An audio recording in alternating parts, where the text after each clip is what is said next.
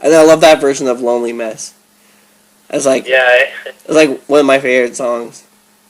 That was like one of the first ones I got hooked on that I was like listening to over and over. And that the bonus track you got in Skeletons is really good too.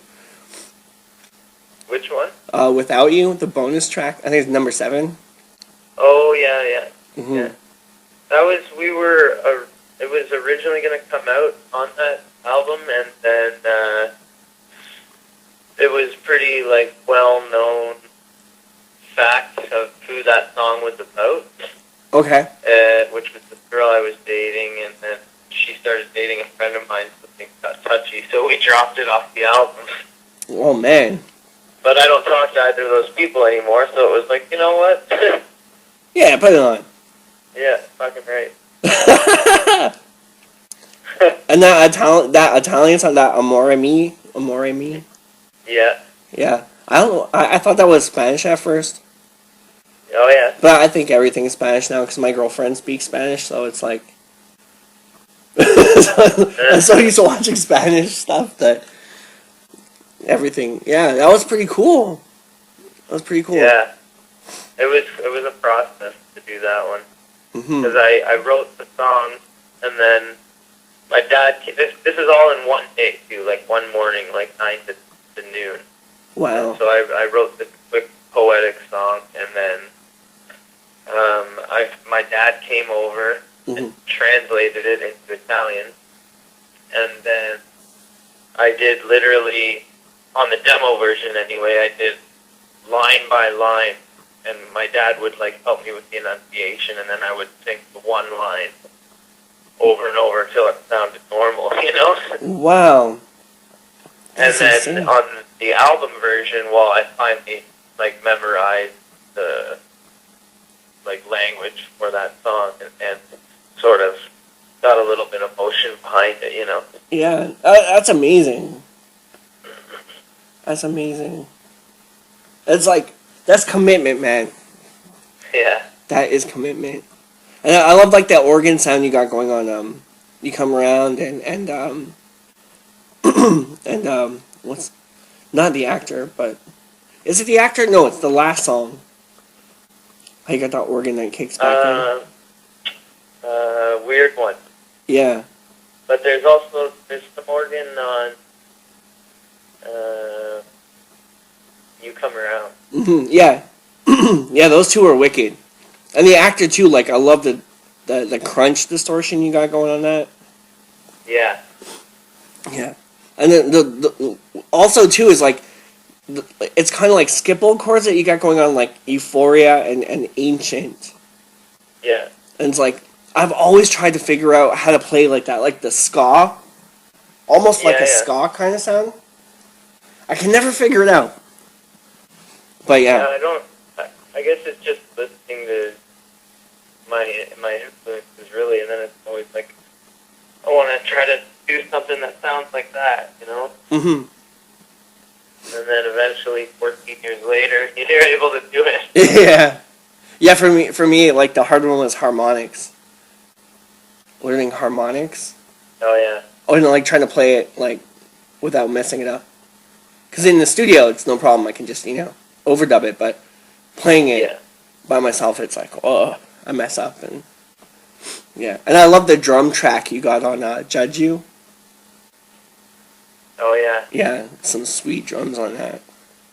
Yeah, that's. I think that was a one taker too. Sean Morrow, he's a machine. Yeah. Oh man. So what you got lined up for Christmas? Probably my sister will be coming down from Toronto, and actually I think my family Christmas is going to be at my house this year, which will be interesting because my parents are under construction and stuff. So they don't have a kitchen, so we're gonna have it here in Cardoni Christmas. Oh, nice. Yeah, I'm still trying to figure out how Christmas is gonna play out.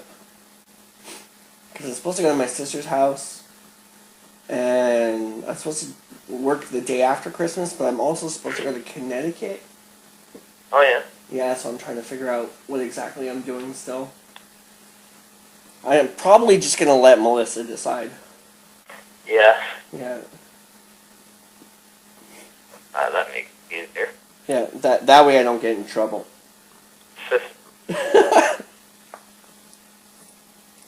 Oh, man. So is there anything else that you want to know about Skeletons or Manic? How long did it take you guys to get that done? Was it like, for both of them, was it like, just in the studio, like a week, or was it kind of like a progressive? Well, there was two entirely different processes for each record. Skeletons was with my best friend Antoine Cito, and he was playing bass, and we had a drummer named Rob, and there was a studio in town called One Star, and we recorded in there every Thursday for a year. And that's including mixing, I guess. And yeah, we released the record DIY. Like, none of us were really connected network-wise, with Facebook and social media and all that, so it just kind of was a local thing. Yeah. But Manic, on the other hand, I wrote everything on it. I wrote the drums, I wrote the bass, I wrote the guitar, lyrics, and I did it all in my basement with Jonas. And like I said, Sean Morrow, the drummer, he learned the drums that I had come up with, but he added like his own flair, his touch, And then the thing is with home recording is it's a blessing and a curse, because where you would be trying to rush through things in a studio because you have money constraints. Yeah. So with home recording, it's like when it doesn't sound good, you redo it. When it doesn't sound good a month later, you redo it again. So it's like almost a never-ending process. But the end result anyway, is I'm definitely confident in this record. Like, I know everything I did on it was best of my ability, Yeah. at that time. Where Skeletons, I still listen to it, and I love that record, but it's like I wish there was more freedom to have been able to get exactly what I wanted out of it, Yeah. It sucks when you're strapped for time like that too in a studio. I know, like, when we used to rent out studios, and because majority of it was just because they had a drum set there too, and to record there, and a lot of times it was just hard to schedule everybody to get to the studio, and then maybe 3 out of 4 of us would show up, or like and then then you gotta get someone else to play the other part, and yeah, I'm a big home recorder. I'm big on the home recording. Oh, for sure. Yeah, I love that. What how'd you go about doing the remaster? Well, there's, I guess, When Love Hangs Around, Part 2, that's on that album. Like, that was the song that I was the least happy with. And so, Jonas had brought it into Logic and literally, like, edited the song and took away parts that I didn't like and shit like that, that I was unhappy with. And I think there was a couple songs that he did that to, and then just overall boosted it. So the version that you're hearing now is really, it's a lot different than the version I have on hard copy, and that people have locally. Very cool. Very cool. And Rattler. Oh, man. We gotta talk about Rattler. Yeah, man. Rattler. I got home and I threw that in. and that just fucking kicked my ass.